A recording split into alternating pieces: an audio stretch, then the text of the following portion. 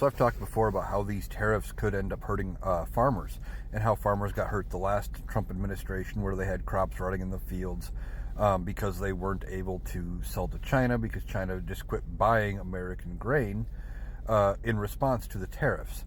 And Donald Trump had to pass a bailout to save farmers. Well, now something else that could be happening in the Trump administration, if Donald Trump gets his way, and if one of his nominees gets through, that could seriously hurt farmers, would be if RFK Jr. gets to be head of Health and Human Services, and by extension the FDA.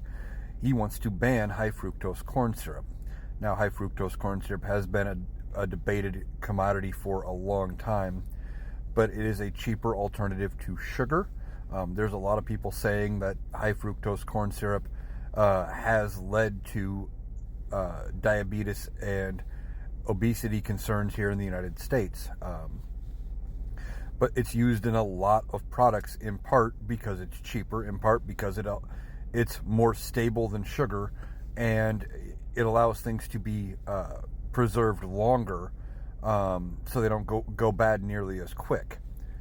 And if RFK Jr. gets his way and high fructose corn syrup is banned, especially if it is banned immediately, it could be very bad for farmers.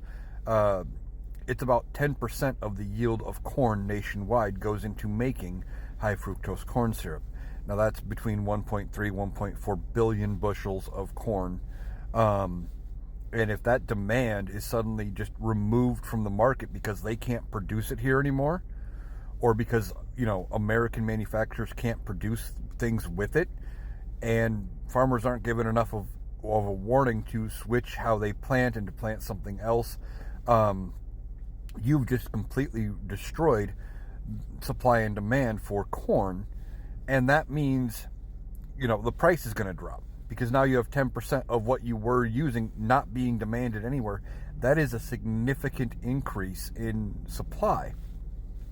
So obviously that lowers price, and that is going to hurt farmers. I will see if RFK Jr. gets confirmed. I don't think he will, with his stances on vaccines, among other things. I just don't think he gets through the Senate confirmation process. And for all of those senators that are Republican, that are in farm-growing states, like my two here from Iowa, you have to go back to your farmers and explain to them why you confirmed the guy that ruined part of their industry. So we'll see if he gets through, but it could be bad for farmers. We'll have to wait and see.